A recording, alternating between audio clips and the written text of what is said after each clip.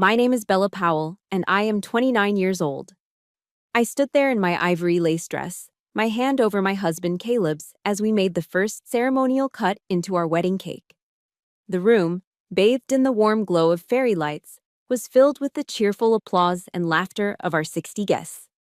But as the silver knife slid through the pristine white buttercream, a cold, hollow ache spread through my chest, a void that no amount of joy could fill. Not a single member of my family was among the smiling faces.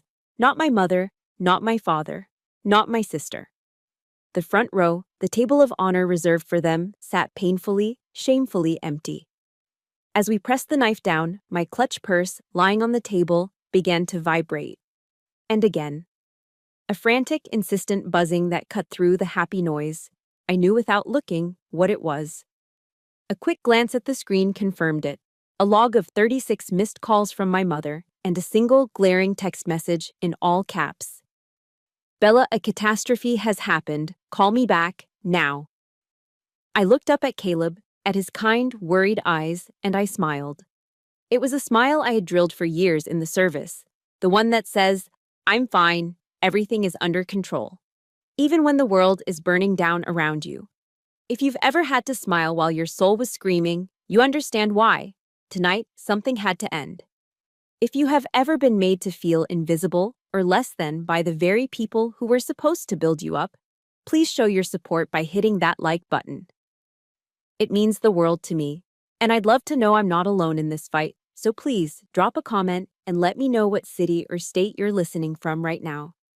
To understand why my own family would abandon me on my wedding day, I need to take you back to the beginning. I grew up in what looked like a perfectly normal, upper-middle-class family in Georgetown, Texas. From the outside, we were the picture of Southern respectability. My father, Donovan, was a successful estate lawyer, and my mother, Genevieve, was a prominent figure in the church community and the local country club. We were the Powells. Reputation was everything. But behind the closed doors of our pristine, two-story colonial home, I felt like an emotional orphan. My younger sister, Sarah, is 3 years my junior, but she was born wearing a crown. With her cascade of natural blonde hair, a dazzling dimpled smile, and a personality that could charm a snake out of its skin, she was the sun our family orbited. She was the star of every local theater production, the dancer, the singer. She was performance and spectacle. I, on the other hand, was quiet, disciplined, and focused. I found my purpose not on a stage, but in structure and service. My achievements were measured in honor rolls, athletic records, and eventually, a full ROTC scholarship to Texas A&M. But in my family's eyes, my successes were silent, invisible. When I graduated from officer candidate school, a grueling process that forges leaders, they sent a congratulatory card. When Sarah landed a non-speaking role in a regional commercial, they threw a party. My sacrifice was a quiet duty. Her performance was always an event. Despite all of this, a foolish part of me believed my wedding would be different. A month before the ceremony, I drove home to Texas. The house smelled of butter and toasted sugar. My mother was pulling a tray of my favorite pecan cookies from the oven, a rare gesture of affection. She took my hands, her eyes glassy with what I mistook for sincere emotion. Bella, honey, she'd said, her voice thick. I know we haven't always understood your life. The army, it's just so foreign. But this wedding, this is different. We will be there. Your father can't wait to walk you down that aisle. I'll be there to help you with your dress. Sarah will be the perfect maid of honor. I promise. That promise, warm and sweet as the cookies she offered, now tastes like ash in my mouth. The ceremony itself was the first public sign of the disaster. As I stood at the back of the chapel, the organ playing softly, a horrifying realization dawned. My father wasn't there. The officiant, a kind man named Pastor Mike, cleared his throat, his eyes darting nervously from me to the empty space beside me. He leaned towards the microphone and asked the cavernous, silent church, "Who gives this woman to be married to this man?" The silence that followed lasted only 3 seconds, but it stretched into an eternity of public shame. Then, from the front pew, a figure rose. General Marcus Sterling, my father-in-law, in his immaculate dress blues, his back ramrod straight. He walked down the aisle with quiet dignity, took my arm and whispered, "It would be my honor, Captain." At the reception, the contrast was a constant, twisting knife. The Sterling family enveloped me with a love so fierce and unconditional it almost brought me to tears. My new mother-in-law, Alara, a graceful woman from South Carolina, kept touching my arm and telling me I was the daughter she'd always prayed for. General Sterling held court at our table, telling stories of his time in service with a booming voice, his eyes twinkling with a pride that was clearly, astonishingly, directed at me. But the warmth only made the chill of my own family's absence more profound. Every few minutes, a well-meaning guest would approach. "And where is your wonderful family, Bella? We're so eager to meet them." Each time, the lie felt more brittle. "They had a last-minute emergency, unfortunately. They're just devastated." Each lie was a small shrapnel wound. I saw the pity in their eyes, heard the whispers. They didn't see a strong army captain. They saw a girl left at the altar by her own parents. That humiliation was a deeper wound than their absence alone. After we cut the cake, I couldn't take it anymore. I slipped away into a quiet corridor, my heart hammering against my ribs. I pulled out my phone and dialed my mother. She answered on the first ring, her voice a mangled wreck of sobs. "Bella, oh thank God, everything has just fallen apart." A cold calm, the kind you find only in the heart of a crisis, settled over me. "What are you talking about, Mom?" "It's Sarah," she shrieked, her voice cracking.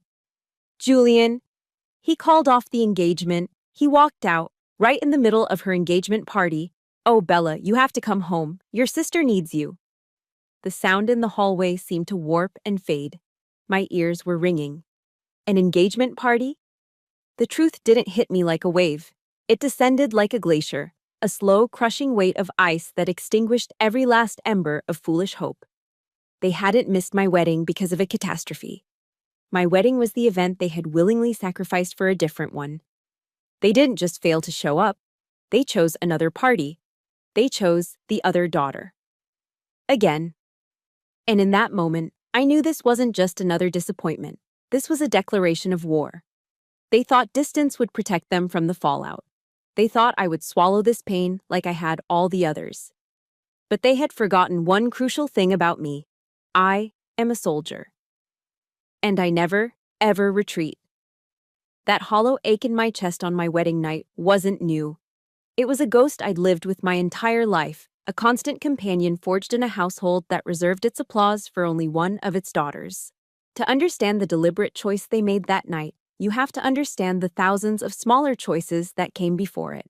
My entire life has been a relentless campaign for their approval, a war I was destined to lose before I even enlisted. The pattern was set early. I still remember the afternoon I received my acceptance letter for the full ROTC scholarship to Texas A&M. It wasn't just a letter, it was the culmination of 4 years of unrelenting discipline. Countless mornings spent running drills until my lungs burned, late nights studying until the words blurred on the page, maintaining a near-perfect GPA. It was my future, earned with sweat and exhaustion. I burst through the front door, the envelope clutched in my hand like a medal. I found my mother and Sarah in the living room. Sarah was draped dramatically over the sofa, sobbing over a minor part in a play she hadn't gotten. The air was thick with her manufactured tragedy. I held out the letter, my heart pounding with a hope I should have known better than to feel. "Mom, I did it. I got the scholarship. It's a full ride."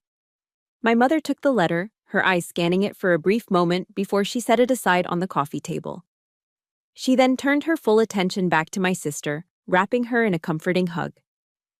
"You see, Sarah," she murmured, stroking her hair. "Your sister is just so lucky. Her path is so easy. But you, a true artist, you have to suffer so much for your craft." Easy? Had she ever seen me throwing up from exhaustion after a pre-dawn workout? Had she ever seen me at 3 a.m., surrounded by textbooks, fighting to stay awake with burnt coffee? To her, the tangible results of my hard work were simply luck. My sweat was invisible. My discipline was an inconvenience. My success was an easy path that somehow made Sarah's self-inflicted drama seem more profound. That dismissal echoed years later, becoming a deafening roar on the day of my officer candidate school graduation.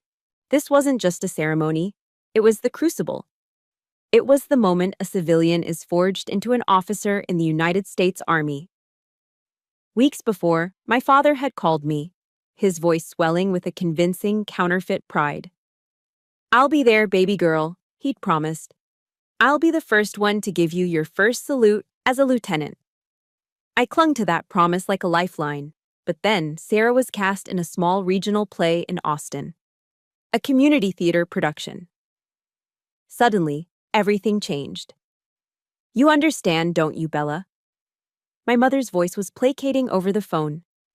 "This is a huge opportunity for your sister. It's just a ceremony." Just a ceremony.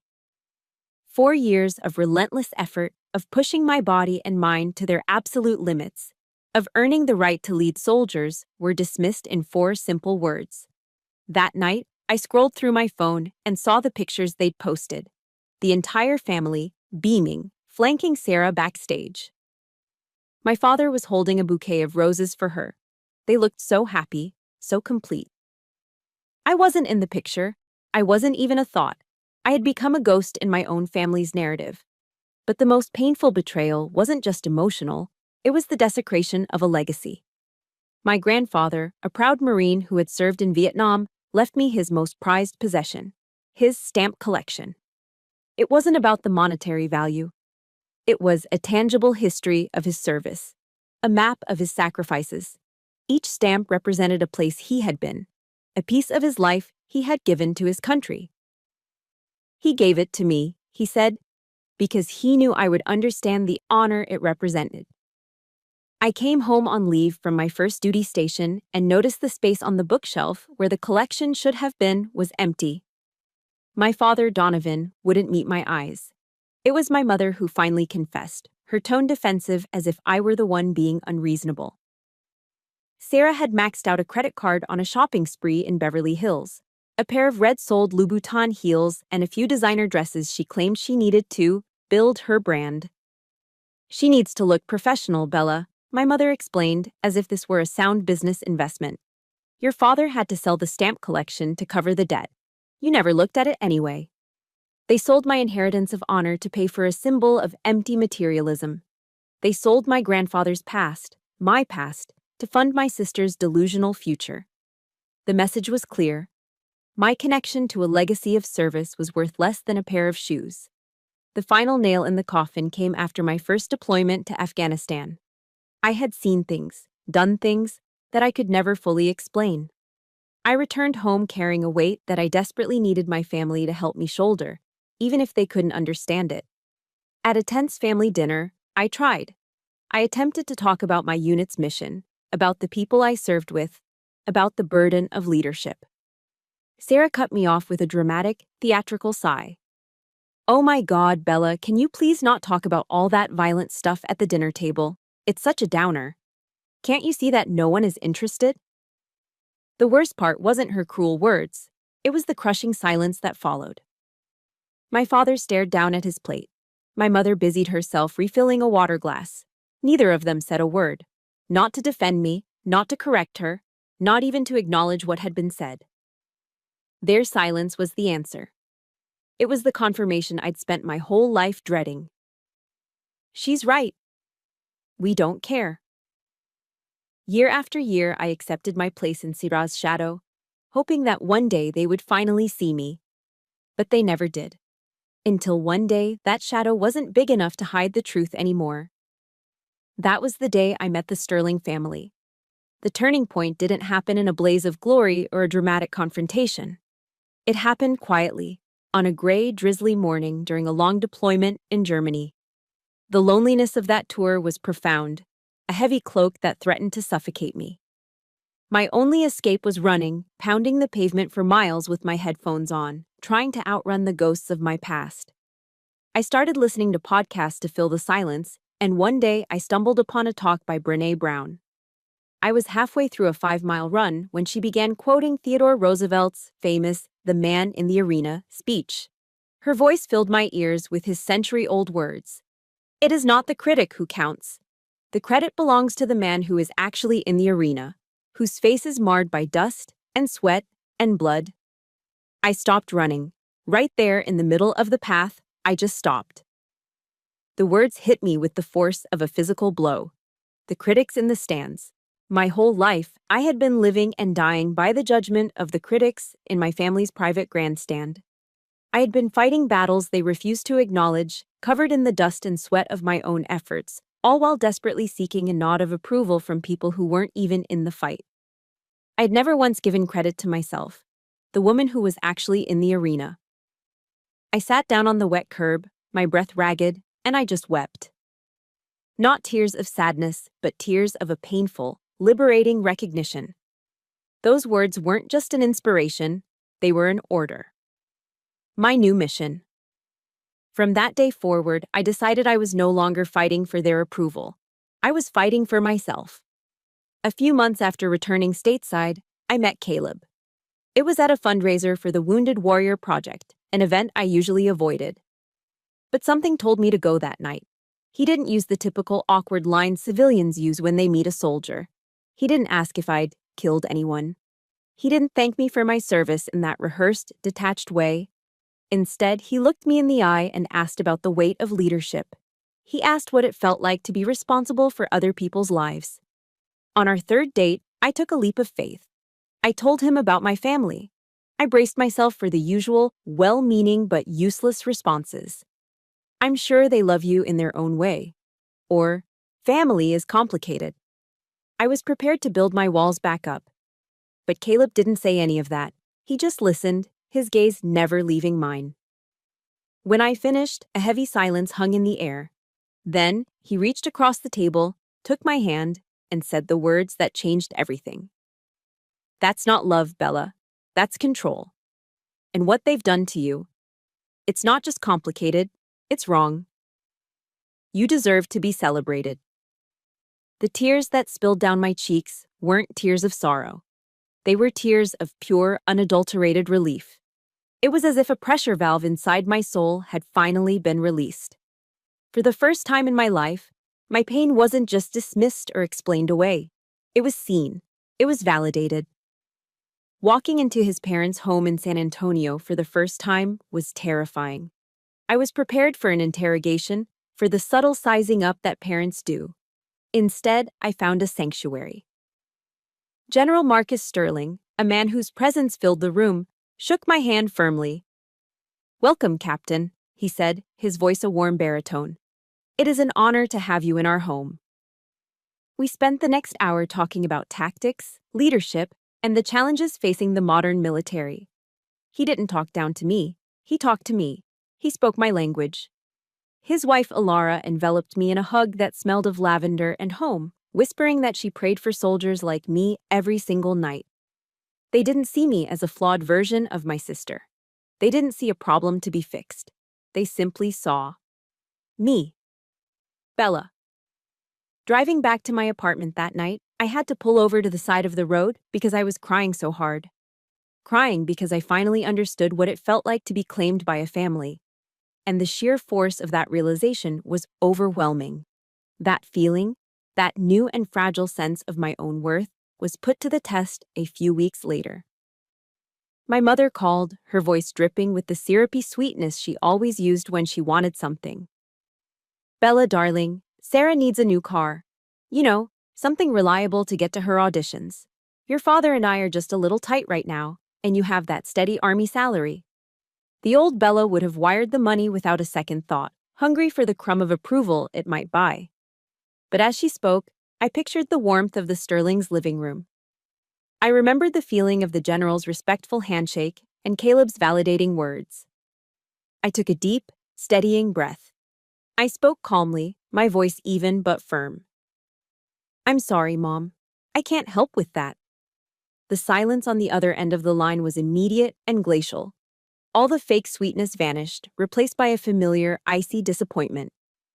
"I can't believe how selfish you've become, Bella," she said, her voice sharp with accusation. "The military has really changed you." For the first time, I didn't try to defend myself. I simply owned the truth. Yes, Mom, it has, I replied. It taught me my own value. And for the first time in my life, I was the one who ended the call. Caleb and his family showed me what a real family looks like. And that made me realize I couldn't keep inviting saboteurs into the new home I was building for my soul. I had to set a boundary. The love I found with Caleb and the Sterlings felt like stepping out of a cold, perpetual shadow into the full warmth of the sun. It was a light so bright it threatened to blind me, and it reached its zenith on a trip we took to Washington, D.C. Caleb told me he had a surprise, leading me not to a fancy restaurant, but to the stately entrance of the Women in Military Service for America Memorial at Arlington. It's a hallowed place, a sweeping, solemn structure of glass and stone. We walked through the grand hall, surrounded by glass panels etched with the names and stories of thousands of servicewomen who had come before me. I felt a profound sense of belonging, of being part of a silent, powerful sisterhood. In the quiet heart of the memorial, with the afternoon light streaming through the inscribed glass, Caleb turned to me. He didn't say any of the cliché lines you hear in movies. He just looked at me, his eyes full of a sincerity that stripped me bare. Bella, he said, his voice quiet but steady, you have spent your entire adult life serving and protecting others. He then dropped to one knee, pulling a small velvet box from his pocket. From now on, please, let me be the one to protect you.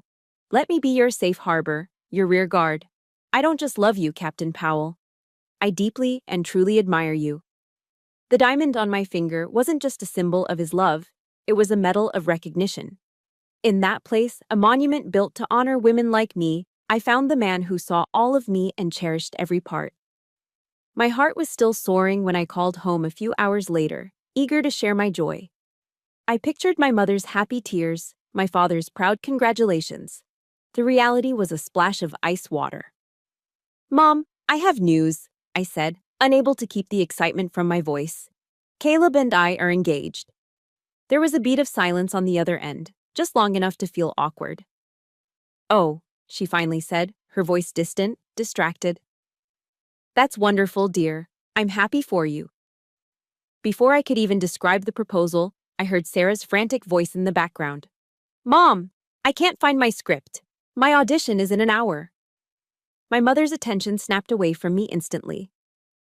Bella, honey, I have to go, she said, her voice rushed.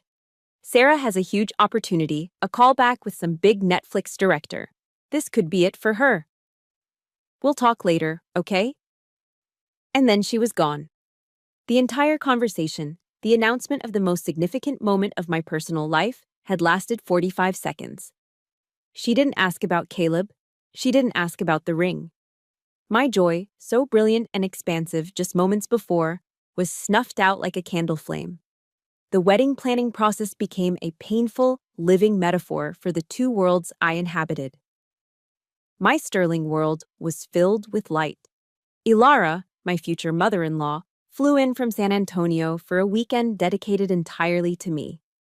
We went dress shopping, and when I stepped out of the dressing room in an ivory lace A-line gown, she put her hand to her heart, her eyes filling with tears. Oh, Bella, she whispered, you're a vision. She sat with me for hours, helping me with the guest list, debating the merits of roses versus peonies, her excitement as palpable and genuine as my own. My Powell world was shadow. When I called my own mother to ask her opinion on floral arrangements, her response was a sigh of weary impatience. Honey, whatever you pick will be fine, she said.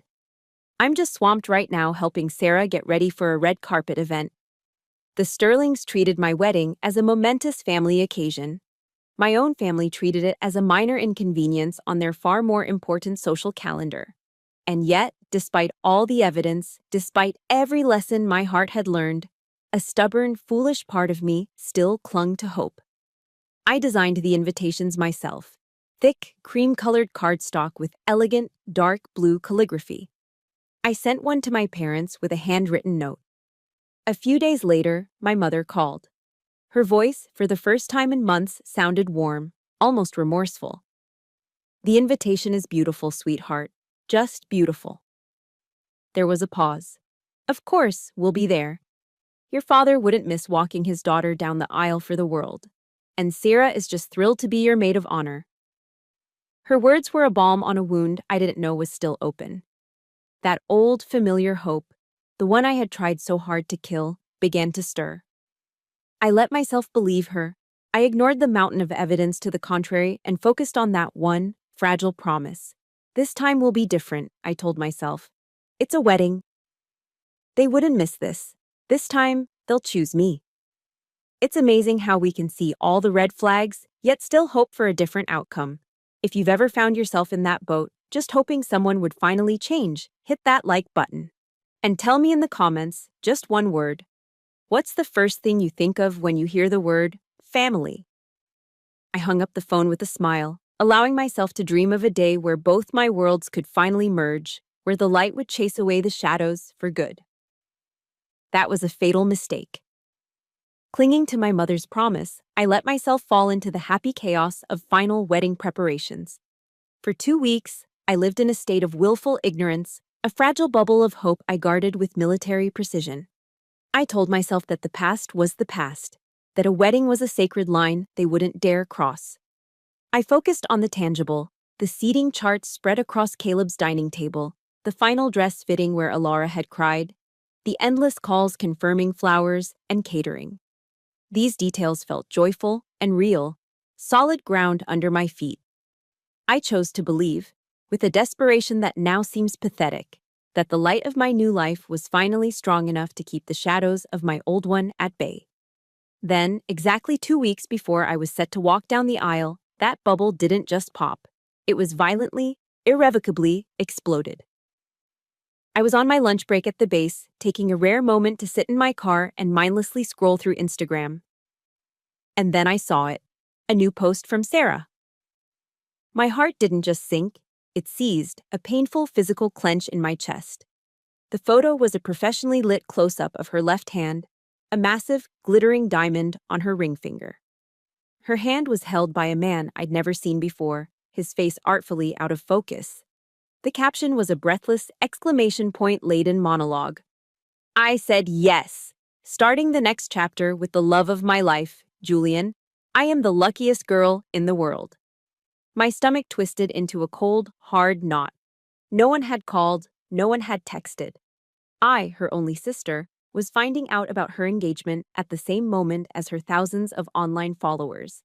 But it wasn't the post itself that made the blood drain from my face. It was the first comment underneath it from my own mother's account. I am so incredibly happy for you both, my beautiful, talented girl. Can't wait to celebrate with you this weekend. This weekend. The two words blinked on my screen, nonsensical and horrifying. This weekend was my wedding weekend. My hands were shaking so hard I could barely dial her number. She answered with a voice full of feigned surprise and confusion. Bella, is everything okay, honey? I dispensed with the pleasantries, my voice tight, controlled, the way it gets when I'm assessing a threat. I just saw Sarah's post. And your comment. You said you're celebrating this weekend. That's my wedding day, Mom. There was a pause, followed by a theatrical gasp. Oh my goodness, is it really? My memory is just awful these days. I must have gotten my dates mixed up. I could have sworn your wedding was next weekend. Mom, I said, my voice trembling with a hot, surging rage I struggled to contain. I sent you a formal invitation. We've spoken on the phone 3 times about the date. I confirmed it in a text last week. She began to stammer, her excuses clumsy and transparent. Well, you know your sister. She's so spontaneous. This all happened so fast, and Julian's family wanted to throw them a party right away, and I felt a wave of nausea so intense I had to grip the steering wheel. This wasn't a mistake. It wasn't a memory lapse or a scheduling conflict. It was a choice. A deliberate choice to prioritize Sarah's impromptu celebration over my meticulously planned wedding. And then, the mask of maternal concern didn't just crack, it fell away completely, revealing the cold selfishness beneath. Her voice dropped, shifting from flustered to a tone of wheedling negotiation. Listen, Bella. Since this is all such a terrible mix-up, would you and Caleb consider pushing the wedding back, just by a week? It's just that, well, Julian is the son of a major film producer. This party is incredibly important for Sarah's career. I was speechless. The audacity of the request was a physical shock. Move my wedding. I was an active duty Army captain. My leave had been requested and approved 6 months in advance. My fiancé's family had flown in from all over the country. 60 guests had booked flights and hotels. And she was asking me to dismantle it all, to sacrifice my own monumental day for a networking opportunity. So that's a no, she asked, her voice tinged with irritation, as if I were the one being unreasonable.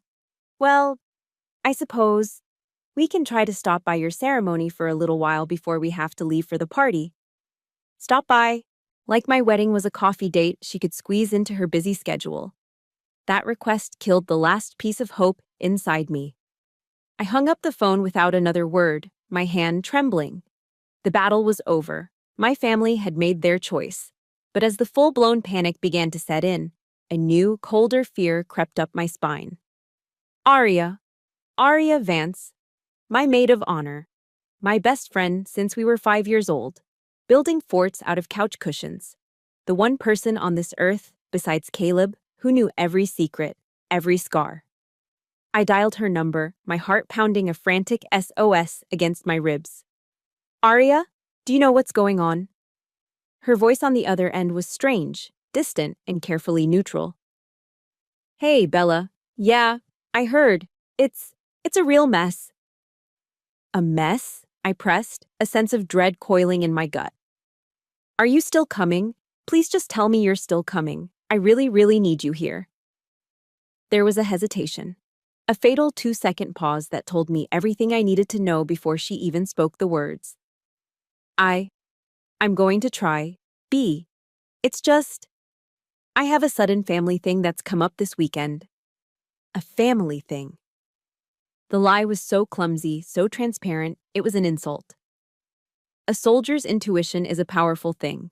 It's the feeling you get right before an ambush, the prickle on your skin that tells you something is wrong. And right then, every instinct I had honed on the training field and in the field was screaming at me.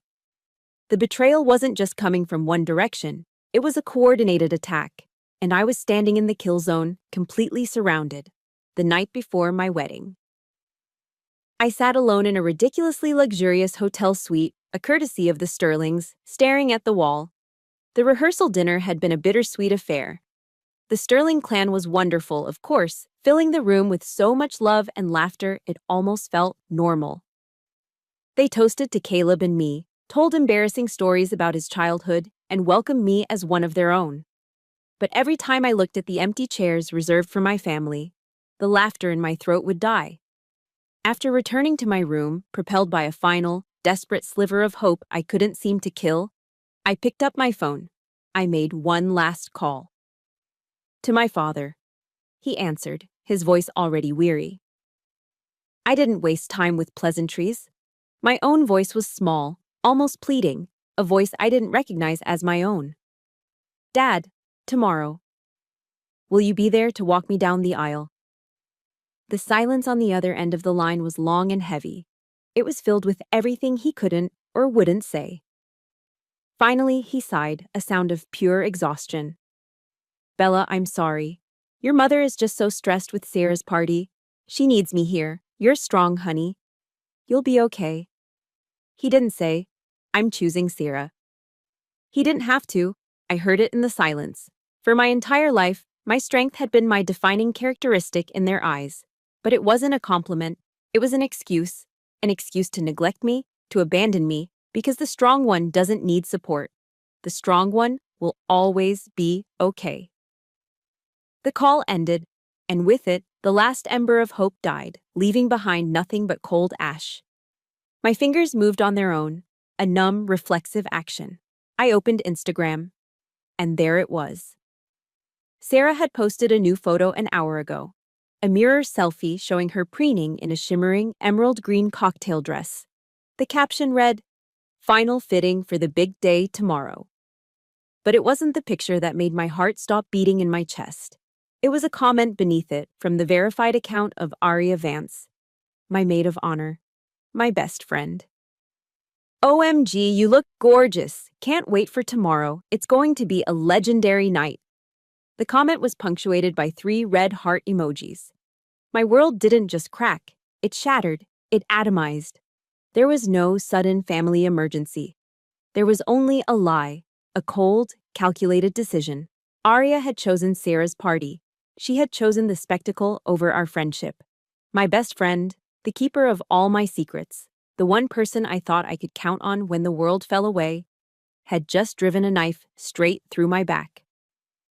A few minutes later, as if on cue, my phone buzzed with a new text. It was from Arya. Bella, I am so sorry. This is all just so complicated. Sarah told me you already found one of your army friends to step in as maid of honor, and I didn't want to make things awkward for you.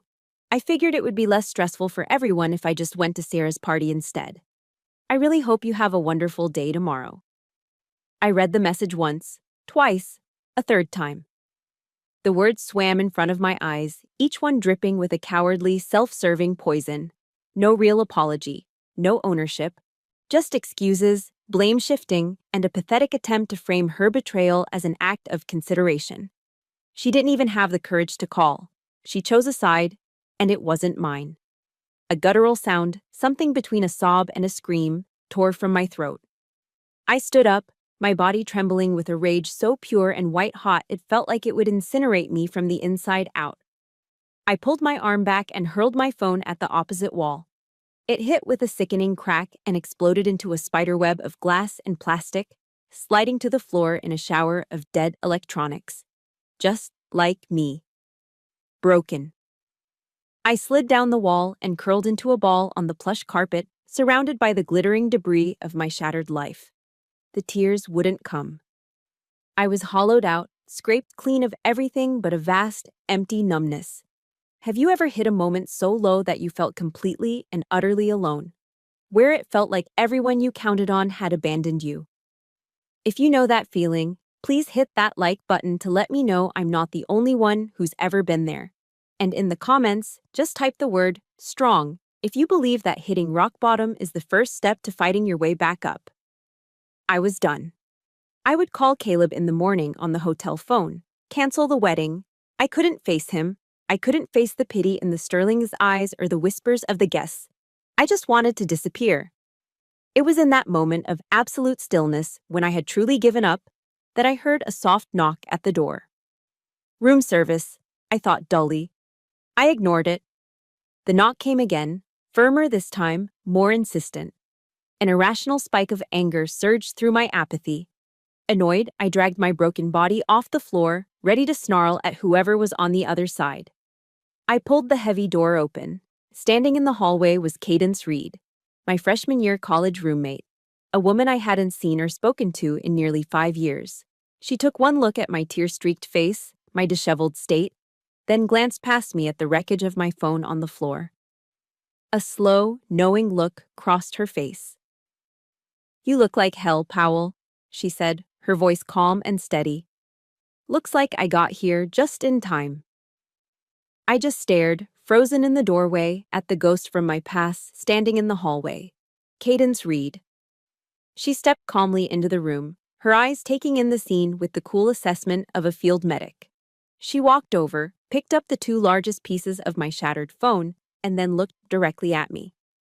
"I saw Arya's post. And then I saw your sister's," she said, her voice even, without a trace of pity. "I booked a red-eye flight out of Chicago an hour later. Figured you might be short a maid of honor." I finally found my voice, a weak, hoarse whisper.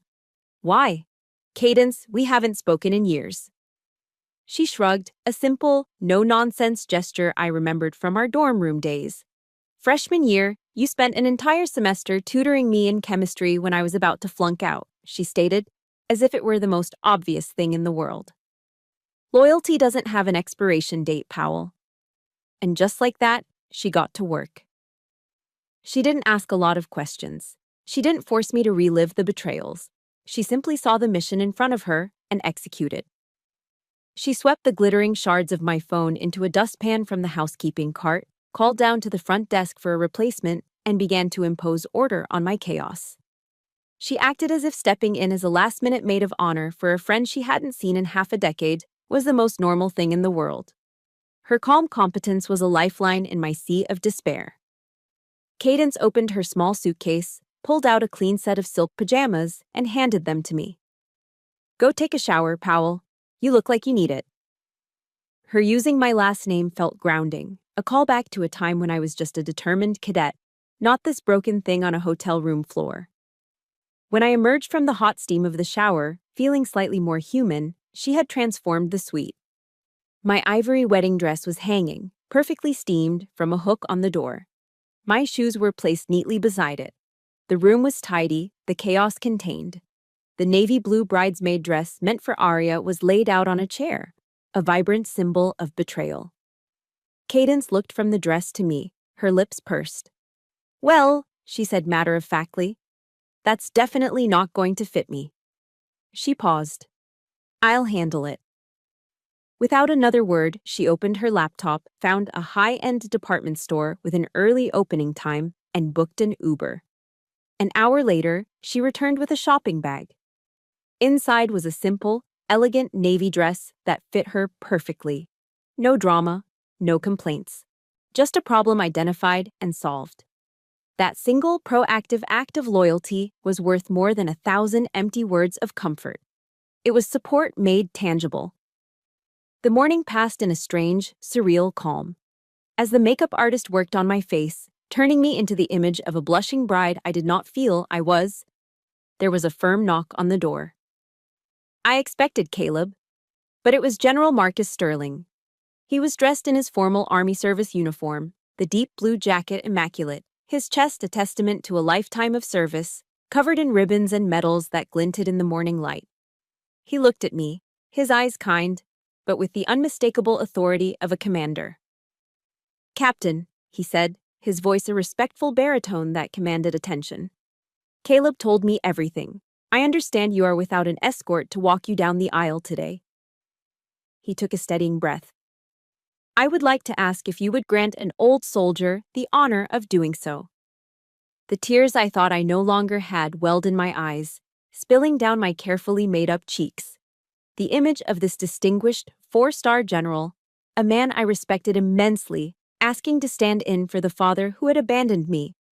It was a validation so profound it physically hurt. It was the respect, the honor, the paternal love I'd been starving for my entire life, being offered to me freely, without condition. When the time came and General Sterling offered me his arm, the trembling in my hands ceased. In its place was a strength that flowed from him to me, a sense of unshakable stability. We stood together behind the heavy oak doors of the chapel, waiting for the music to begin. He leaned down, his voice low and for my ears only. "Remember who you are, Bella," he said, his tone not just encouraging, but commanding. "You are a captain in the United States Army. You have faced far worse than this. You hold your head high, and you walk. This is your day." It wasn't a pep talk. It was a direct order. And every part of my being, every ounce of my training, snapped to attention. The great doors swung open, revealing the candlelit aisle and Caleb, my Caleb, waiting for me at the altar, his eyes shining with a love so pure it took my breath away. As I took that first step, I was no longer an abandoned bride. I was an officer being escorted by a brother in arms. My personal battle was about to begin, and I had my commanding officer by my side. I would not falter. I would win. The rest of the reception was a blur of pure, uncomplicated joy. For the first time that day, I felt completely present, completely safe. It was as if Cadence's arrival and the general's steadfastness had performed an exorcism. The ghosts of my past, the constant nagging feelings of inadequacy, had been banished from the celebration. They were replaced by the warm, solid reality of the family that had not just accepted me, but had proudly, fiercely chosen me. The empty table in the front row, which had been a gaping wound just hours before, was no longer a symbol of rejection. It was just an empty table in a room full of people who loved me. My family was all around me. The pinnacle of that feeling, the moment that will be forever etched in my memory, came during the father-daughter dance. As the DJ's smooth voice called my name, I felt a familiar, reflexive pang of sadness, but it was fleeting, a ghost of a ghost. Before any awkwardness could settle over the room, General Marcus Sterling rose from his seat. With the quiet dignity of a commanding officer, he walked onto the gleaming dance floor, his dress blues a stark, honorable presence, and extended his hand to me. The opening, iconic notes of Nat King Cole's Unforgettable filled the room. A song so classic and timeless, it felt like a blessing. He expertly guided me across the floor, his hold sure and steady. He was a surprisingly graceful dancer. As we swayed to the gentle rhythm, he leaned in, his voice a low, comforting rumble meant only for me. "Your birth father missed out on a hell of a moment, Captain, but I'm glad I didn't." He spun me gently, a genuine warm smile crinkling the corners of his eyes. "Welcome to the Sterling family, daughter." In the warm, steady embrace of this deeply honorable man, surrounded by the loving smiles of Caleb, Alara, and my new family, I felt a sense of peace and belonging that was more profound than any I'd ever known. I was home. It was in that perfect, crystalline moment of peace that the chaos found me. As Caleb and I stood before our guests, our hands joined over the silver knife to cut the towering wedding cake. The new phone Cadence had procured for me began to vibrate violently in my clutch on the table. It was a jarring, frantic buzz that seemed to shake the entire table. A quick glance showed my mother's name flashing on the screen, surrounded by a notification bubble that read 36 missed calls. A soldier's instinct, the one that tells you to face the incoming threat head-on rather than let it fester, took over. I had to answer. I gave Caleb a single, brief look, and he understood immediately. He placed a reassuring hand on the small of my back and followed me as I excused myself, slipping out of the reception hall into a quiet, carpeted hallway. I took a deep breath, braced for impact, and answered the call. I was immediately assaulted by a wall of sound, a chaotic mess of hysterical sobs, gasps, and frantic screams. "Bella, thank God!" my mother wailed, her voice unrecognizable. "Julian." Julian called off the engagement. He just left. He walked out right in the middle of the party. He called Sarah in front of everyone. He called her a monster. I felt nothing. Just a cold, detached calm, as if I were observing the situation from a great height. "And how is that my concern?" I asked, my voice flat, devoid of emotion. "It is your concern," she shrieked, her voice cracking under the strain. "It's because of you. He did it because of you. Sarah." She got emotional. She had too much champagne, and she confessed everything to him. The whole thing. Through my mother's ragged, incoherent narrative, the pieces of a sickeningly intricate puzzle began to fall into place. This wasn't a coincidence. This was a conspiracy. Sarah had intentionally, maliciously, planned her engagement party on my wedding day. It was a calculated power move, a loyalty test designed to force our parents to choose, knowing full well they would always, always choose her. But the deception went deeper, into a realm of psychological warfare that was truly pathological. To ensure their compliance and to paint me as the villain, Sarah had taken my parents' phones, blocked my number, and then created a fake text conversation with a contact she labeled Bella. Using the sterile, efficient military jargon she'd heard me use over the years, she had crafted messages designed to make me sound like a cold, heartless soldier who wanted nothing to do with her family. My mother tearfully recited some of them between sobs. "Mission protocols prevent civilian guests. Do not attend. Will report back post-op." Another one, she cried, said, "Your presence would be a logistical complication I cannot afford at this time." Sarah had intercepted my beautiful, handwritten invitations, hiding them away before they could ever be seen. She told our parents I was having a small military-only ceremony and that I had explicitly said I felt they would be a burden. And they believed her. Of course, they believed her. As my mother finally choked out in a moment of horrifying honesty, "We believed it because it was easier, Bella. It was easier to believe you had become some cold stranger than to face the decades of everything. It was easier to be the victims of my coldness than the architects of my pain. And Arya, my best friend?" She had been neutralized with a different, more insidious tactic. Sarah had shown her a separate set of fabricated texts, supposedly from me. In this version, Bella had explained gently that she had chosen a closer army comrade to be her maid of honor and didn't want to put Arya in an awkward position. She said you told her you would understand if she were busy. My mother relayed what Sarah had told them. Sarah told her to just come to her party instead, that it would be less awkward for everyone that way. Arya, ever the one to avoid conflict, and perhaps a little too eager to believe an easy lie that got her out of a difficult situation, had taken the out. The sheer scale of the deception, the sociopathic level of planning and manipulation. It was more than just selfishness.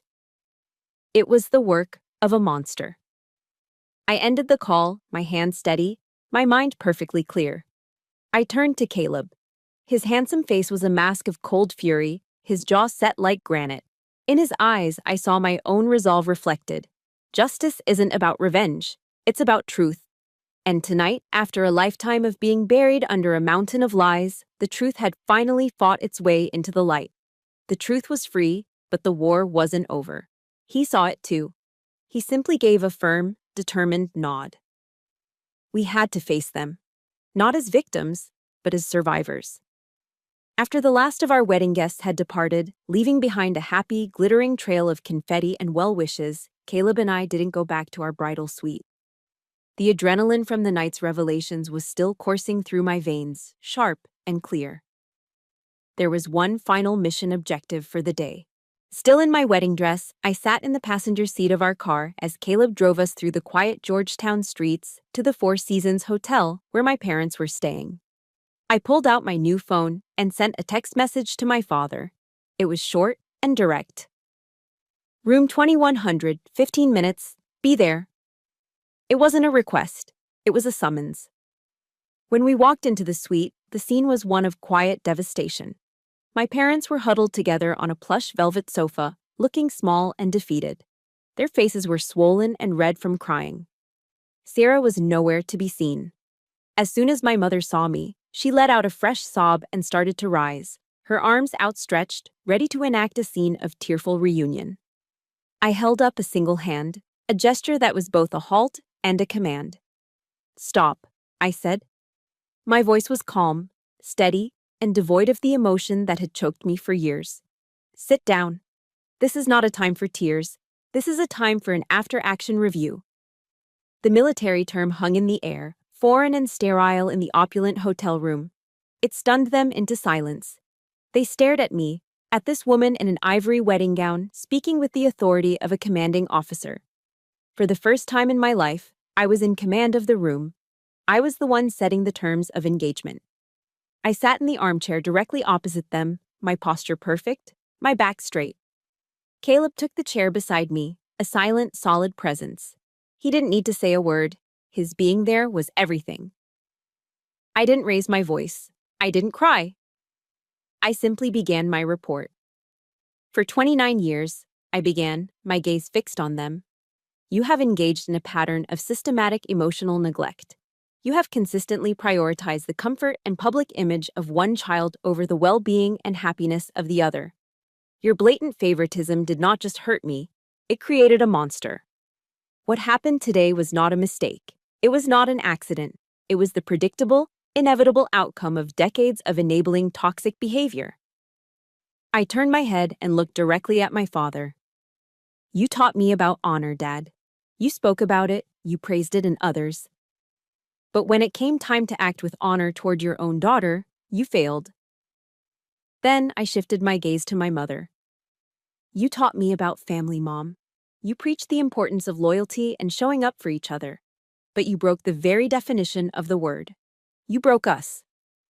My mother dissolved into a fresh wave of weeping. What can we do to fix this, Bella? She choked out, looking at me with desperate, pleading eyes. We'll do anything. Anything. I looked at them, not with anger, but with the cold, hard clarity of truth. This isn't a wound that can be healed with an apology. Apologies are words. This requires action. So here are my terms, my rules of engagement going forward. I held up a finger. 1. You, along with Sarah, we'll enter into intensive family therapy, not to appease me, but because this family is fundamentally broken and has been for a very long time. You will do the work to understand the damage you have caused. I held up a second finger. 2. Sarah is to face the consequences of her actions alone. There will be no more financial bailouts, no more cushioned landings. She needs professional help for her issues, and you will no longer shield her from the reality of her behavior. Her free ride is over. My voice dropped, becoming even quieter but more resolute. And 3. Our relationship is on an indefinite pause. There will be no calls, no texts, no emails. The line of communication is now closed. If, and only if, I am ever ready to re-engage, I will be the one to initiate contact. A heavy, suffocating silence filled the room, broken only by my mother's ragged breaths. Then, my father, the man who had always retreated into silence, finally spoke. His voice was a raw, gravelly whisper I had never heard before. "You're right," he said, not looking at me, but at his own hands, clasped tightly in his lap. "Everything you've said, it's all true. I failed as a father. I saw Sarah's jealousy. I saw how it was twisting her. But I ignored it. It was easier to ignore it than to face it. Than to face her." He finally looked up, his eyes filled with a shame so profound it was almost painful to witness. "I am so sorry, Bella. I know those words are worthless to you right now, but I have to say them." It was the most honest, unfiltered thing I'd ever heard him say. It didn't heal the 29 years of wounds. It didn't erase the humiliation of my wedding day. But it was an acknowledgement, a confession. I stood up, Caleb rising with me. "I've heard you," I said simply. "Now, we have to go." As we walked toward the door, I paused at the small coffee table. I reached into my clutch, pulled out the key to their house that I had carried for over a decade, and placed it gently on the polished wood surface. "For now," I said without turning around, "I think this door needs to be closed." It wasn't an ending. It was a beginning, on my terms. We walked out, leaving them to sit in the ruins of the family they had helped to build and then allowed to be destroyed. Closing the door on my family wasn't an act of anger. It was an act of survival. It was the decision to finally stop the bleeding. The months that followed were quiet, filled not with dramatic confrontations, but with the slow, painstaking work of building a life on my own terms. Healing, I learned, isn't a destination. It's a process. 6 months after the wedding, a handwritten letter arrived from my father. My first instinct was to throw it away, unopened. But curiosity won. Inside, there wasn't a rambling apology or a guilt-laden plea. There was just a small, neatly cut article from the Army Times detailing a recent successful operation carried out by my old unit. Scrawled at the bottom in my father's familiar handwriting were 2 short sentences. "I'm learning. I'm proud of you." It wasn't a solution, but it was a start. I later learned from a cousin that my parents had, in fact, started therapy. My mother had begun reading books about the unique challenges of military families, trying to understand the world she had for so long dismissed. They weren't trying to erase the past. For the first time, they were trying to understand it. Sarah had also started therapy and moved to another city, a quiet attempt to start over, away from the wreckage she had created. Our relationship was still a silent, distant thing, but for the first time, it wasn't actively toxic. The door was closed, but it was no longer locked. Some relationships, however, are too broken to mend. Aria sent me long, tearful letters. I finally agreed to meet her for coffee one afternoon. She cried, admitting her cowardice, her fear of confrontation, her weakness in the face of Sarah's manipulation. I listened, and I told her that I understood how someone could be manipulated, but I couldn't forgive the betrayal. "Trust, Arya," I said, looking at her across the table, "is like a rank. It's earned in moments of pressure. And you lost yours." We parted that day without anger, but also without reconciliation. But while one friendship faded, another grew stronger. Cadence became the sister I never had. We talked every week, our bond forged not in shared history, but in a moment of absolute loyalty. Together, we decided to transform the painful legacy of my grandfather's stamp collection. Instead of mourning what was lost, we created something new. We used a portion of my and Caleb's savings to establish the Powell Sterling Scholarship Fund, a small grant dedicated to helping the daughters of veterans pursue a college education. We turned a symbol of dishonor into a legacy of opportunity. On our first anniversary, the Sterlings threw a casual backyard barbecue at their home in San Antonio. The air smelled of grilled burgers and freshly cut grass. Laughter echoed across the lawn as their family and our closest friends gathered. There were no ghosts, no empty chairs, just the easy, unconditional love of a family that felt truly mine. In the middle of the joyful chaos, Caleb took my hand, his touch warm and steady. Together, we gathered everyone's attention. "We have a little announcement to make," Caleb said, his arm wrapped securely around my waist. "It seems our little unit is about to get a new recruit." A chorus of cheers and happy exclamations erupted. General Sterling enveloped me in a bear hug, his eyes misty with tears. He clapped Caleb on the back, a proud commander and a prouder grandfather-to-be. Later that evening, as the fireflies began to dance in the twilight, my phone buzzed with a text from an unknown number. It was Sarah. "Congratulations. You're going to be an amazing mom. You're strong and you're good. I'm sorry I ever tried to take that away from you." It was the closest she had ever come to admitting the truth of her own jealousy. It wasn't a cure, but it was an acknowledgement. A single flickering candle in a lifetime of darkness. My story ends here, but my life does not. I don't have a perfect family, but I have a healthy one. I have a husband who is my partner and my teammate. I have in-laws who are my staunchest rear guard. And I am carrying the next generation, a new beginning. My child will never have to fight to be seen. My child will never have to compete for love. They will grow up knowing, without a single doubt, that in this family unit, loyalty is non-negotiable, honor is our bedrock, and love is unconditional. My journey was never truly about seeking my family's approval. It was about learning to grant my own. It was about realizing that I was the one who was in the arena. And the only applause that ever really mattered was my own. And that, I've come to learn, is the greatest victory of all. Thank you for walking this path with me. My greatest victory wasn't about revenge. It was the quiet realization that my value was never up for debate. It was mine all along. I believe there are so many of us out there, fighting silent battles in our own arenas. If you are one of them, please hit that like button so we all know we aren't alone. For more stories that remind us of our own strength and the power to create our own dawn, make sure you subscribe to the Chosen Revenge channel. And in the comments below, I'd love for you to finish this sentence. My victory is... Let's celebrate them together.